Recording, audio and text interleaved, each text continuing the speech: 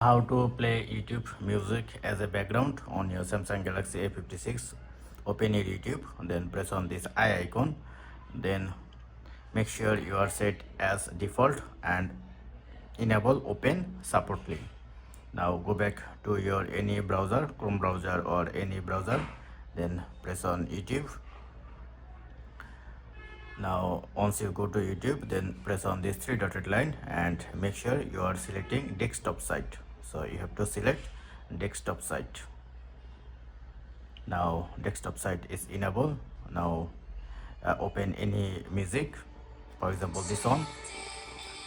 Now pause this option and minimize, and if you open your control menu, then you can play it as background. So that's it. Thank you. Don't forget to thumbs up and do subscribe. Have a good day.